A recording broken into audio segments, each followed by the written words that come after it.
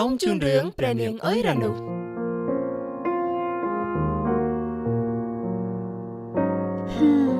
បន្ទាប់ពីគេងគិតមកជប់មកខ្ញុំសម្រេចចិត្តនិយាយជាមួយអុយរ៉ានុពីរឿងកូនរបស់ខ្ញុំហីខ្ញុំគិតថាអុយរ៉ានុមិនគួរមកពិបាកពីព្រោះតែរឿងផ្ទាល់ខ្លួនរបស់ខ្ញុំទេប៉ុន្តែពេលហ្នឹងគឺមានតែនាងទេដែលខ្ញុំអាចនិយាយជាមួយបានហើយខ្ញុំចេះតែមានអារម្មណ៍ថាពេលបាននិយាយជាមួយនាងម្ដងគឺដូចជាបាននិយាយជាមួយអ្នកផ្ទះខ្លួនឯងអញ្ចឹងអ្វីត្បិតតែនាងជាអ្នកដតីតែនាងមិនដែលធ្វើមិនដឹងមិនលឺចំពោះទុកលំបាករបស់ខ្ញុំទេ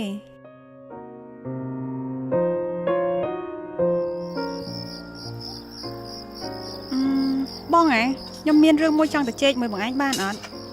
បានតាមានរឿងអីបងខ្ញុំមិនដឹងថាគួរទុកកូននេះអត់ទេខ្ញុំបារម្ភថាខ្លួនឯងនៅក្មេងចិញ្ចឹមតែខ្លួនឯងមិនដឹងរស់អត់ផងតែខ្ញុំក៏មិនចង់ធ្វើអញ្ចឹងដាក់កូនខ្លួនឯងដែរគ្នាអត់ដឹងខ្យល់អីទេខ្ញុំគិតអីលេងចាញ់ទេបងអើយទេវីយើងដឹងថានាងពិបាកប៉ុន្តែទោះជាមិនក៏ដោយកុំពិបាកចិត្តដល់ណាក់នឹងពេកគិតមើលពីសុខភាពខ្លួនឯងផងស្គមណាឥឡូវហ្នឹងបងបើខ្ញុំទៅនិយាយមួយសង្សារខ្ញុំឲ្យគេទទួលខុសត្រូវមិនដែរហើយយើងអត់ស្គាល់គេទេក៏មិនដឹងថាគេមនុស្សមិនដែរតែបើនាងគិតថាទៅនិយាយហើយប្រហែលល្អជាងនឹងនាងសាកមើលទៅ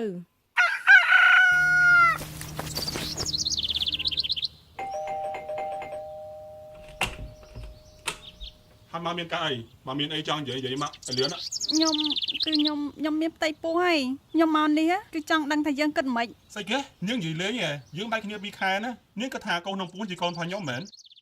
កុំមកកំ pl ៃលេងទីនេះខ្ញុំមកសប្បាយចិត្តជាមួយនាងឯងមិននិយាយអញ្ចឹងខ្ញុំច្បាស់ណាក្រៅពីយើងខ្ញុំគ្មានតាក់ទងជាមួយណាគេទៀតទេ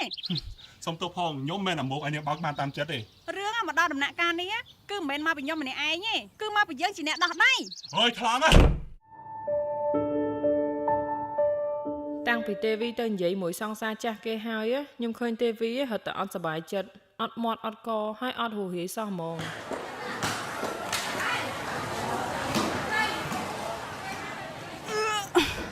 បងជួយហុចទឹកតិចមកលឿនឡើងបងទេវីមើលទៅមិនស្រួលទេអីទៅពេទ្យអីយើងភ័យវាមិនអីទេកុំមាត់លឺពេកកុំឲ្យគេលឺកំពុងលក់មិនដាច់ហើយនៅមានអ្នកមកលក់ប្រជែងទៀតបើគេដឹងរឿងនឹងទៀតច្បាស់ជាដកដង្ហើមចេញទេយើងហើយប្រឹងតលក់បងខ្ញុំខ្វល់ពីគេ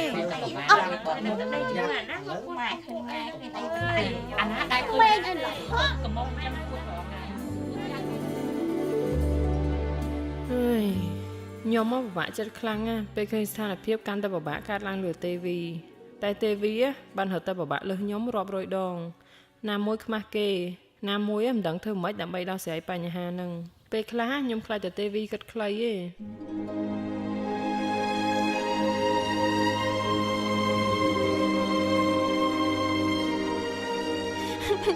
បងខ្ញុំគិតថាទៅយកកូនចាញ់ហើយតុកមានតែខ្មាស់គេញាតណាគេនិន្ទាពីដើមភូមិដល់ចុងភូមិខ្ញុំមិនចេះខ្មាស់មិនក៏ខ្ញុំមិនអាចទ្រាំតែពាក្យទាំងអស់នោះបានដែរបងយើងអត់ហ៊ានសម្រេចចិត្តទេយើងគិតខ្លួនឯងទៅព្រោះយើងក៏មិនដែលធ្លាប់ដឹងរឿងចឹងពីមុនមកដែរហើយមួយទៀតយើងអត់មានលុយទេបានលុយពីណាទៅពេទ្យខ្ញុំថាយើងព្រោះលោកតូបនេះទៅក្រែងបានលុយខ្លះដោះទាល់ហើយលុយនៅសល់យើងរករបរថ្មីខ្ញុំក៏ស្ដាយដែរ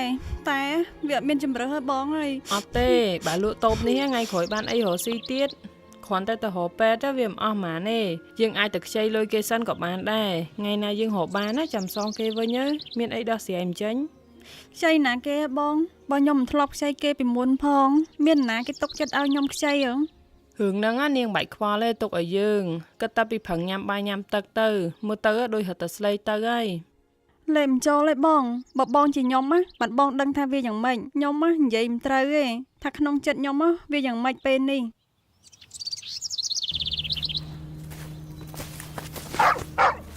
អីពូប៉ៅអើយណាទីឯងពូហើយអ្នកណារត់អីនោះអាឆ្កែនេះវិញព្រោះស្ដាប់អីមិនបានសោះវៃពូយើងអ្នកនៅមួយទេវីពូពូស្គាល់ឲ្យយើងហ្នឹងហើយមកមានការស្អីមករើអំពៅថែមអីនោះអត់មកចូលមកអង្គុយលេងសិនពូជួយដេញឆ្កែផងខំយើងឥឡូវហីវាមិនខំទេវាបានតែព្រុសក្នុងឆ្កែនោះពូយើងមកនេះចង់សុំខ្ចីលុយពូ400000សិនយកទៅដោះទាល់ហើយមានការអីមីនាងបានត្រូវការលុយច្រើនយ៉ាងហ្នឹង មកមានការហ្នឹងពូចាំពេលពូត្រូវការប្រាប់យើងមុនមួយអាទិត្យយើងយកមកសងពូវិញណា បើមិនប្រាប់ក៏មិនប្រាប់ទៅអញក៏មិនសួរនាំដែរតែឮថាទេវីណាមិនសូវស្រួលអី អត់អីទេពូតែចាំថ្ងៃក្រោយមានពេលចាំយើងប្រាប់ពូ អញ្ចឹងក៏អញ្ចឹងទៅពូមានលុយខ្លះដែរទុកសម្រាប់បង្វិលថ្លៃអំពៅឲ្យគេឥឡូវយកទៅប្រើការសិនទៅចាំថ្ងៃណាអញត្រូវការចាំអញប្រាប់ អរគុណហើយពូ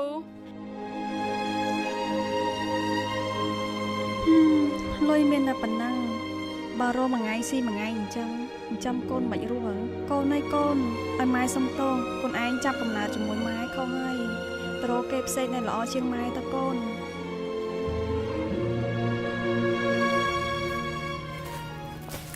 ទេវីមិនឲ្យពូម៉ាក់ដូចធាត់ជាងមុនវ៉ៃ គ្នាមិនអីទេគ្រាន់តែមិនសូវស្រួលខ្លួនហ្នឹងណា គ្នាដឹងរឿងហែងមួយពិសាលហើយគ្នាមិនស្មានថាពិសាលជាមនុស្សអាក្រក់ចឹងទេហើយនិយាយចឹងហែងគិតមិនជាមួយកូនហ្នឹង គ្នាប្រុងតែយកចេញតែគ្នាអត់ដឹងទៅណានេះ ហើយពិបាកណាស់ឥឡូវហ្នឹងគ្នាដឹងតែហែងអត់លុយហើយក៏មិនចង់ឲ្យគេដឹងដែរបើទឹកពេទ្យធំណាអស់លុយច្រើនណាស់ហើយត្រូវឲ្យបងប្អូនម៉ែឪដឹងឮទៀត ហើយមានស្គាល់កន្លែងណាអត់ជួយប្រាប់គ្នាបានទេ ឥឡូវអញ្ចេះហើយទៅម្ដុំសំណងចាស់ហើយសួររមីងតយអ្នកនៅម្ដុំហ្នឹងតែគេឮឈ្មោះមីងតយគេស្គាល់ហើយ ទេវីបានប្រាប់ខ្ញុំថានាងរវល់ទៅក្រៅមិនបាននៅលក់អេហើយឲ្យខ្ញុំចាំតូបជំនួសសួរមិនក៏មិនព្រមប្រាប់ដែរតែខ្ញុំមើលទៅដូចមិនសូវស្រួលសោះ ទេវីអត់នៅទេបង ទេវីអត់នៅទេមានការអី ខ្ញុំប្រាប់គេឲ្យទៅកន្លែងនោះគេទៅនៅ ទៅណា គឺកន្លែងគេយកកូនចេញហ្នឹងណាបងកន្លែងហ្នឹងវាធំថ្លៃហើយស្ងាត់គ្មានណាដឹងបង ហាហើយកន្លែងនោះនៅណា គឺ ខ្ញុំមកត្រូវរងចាំដោយសារតែមានគេមកយកកូនចេញមុនខ្ញុំនៅហ្នឹងស្ងាត់ឈឹងបន្ទប់តូចហើយមានក្លិនឆ្អាបឈាមទៀតខ្ញុំមានអារម្មណ៍រត់ទៅភ័យទៅហើយ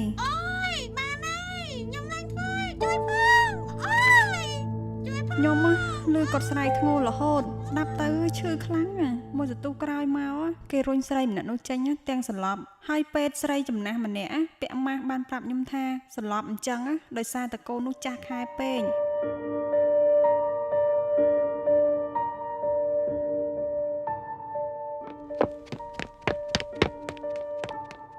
មកទីនេះធ្វើអីមិនដឹងតែខ្ញុំនៅហ្នឹង ហើយមិនអីគេធ្វើអីខ្លះនោះ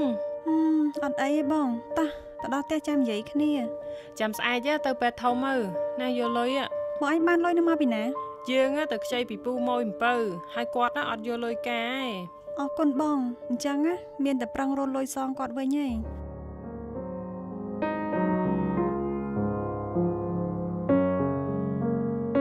ផ្ទៃពោះអនឯង8សប្តាហ៍ហើយបើចាំតែមួយខែទៀតច្បាស់ជារំលូតលែងបានហើយ អ្នកគ្រូពេទ្យអញ្ចឹងខ្ញុំត្រូវធ្វើម៉េច អូនឯងមានជំរើសពីរអូនឯងអាចផឹកថ្នាំឬក៏បូមកូននេះចេញក៏បានដែរ តែមួយណាល្អជាងអ្នកគ្រូ គួយចាំតែសិនណាចាំអ្នកគ្រូយកกระดาษណែនាំមកឲ្យមើលហើយចាំសម្រាប់ចិត្តតាមក្រោយក៏បានដែរតែល្អហើយដែលចេះមកពេទ្យមិនបន្ថយទៅកន្លែងដែលមិនត្រឹមត្រូវ ក្រោយពីមលូតកូនហើយទេវីអស់កម្លាំងហើយក៏មិនសូវនិយាយស្ដីអីទៀតដែរ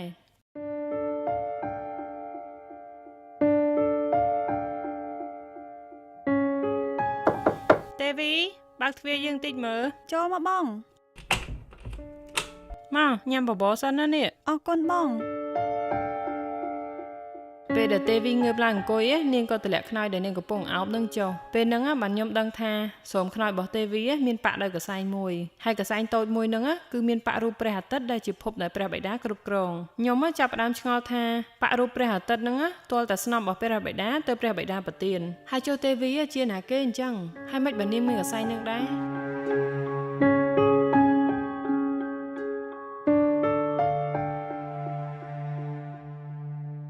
សូមតាមដានស្ដាប់វគ្គបន្តនៅសប្តាហ៍ក្រោយ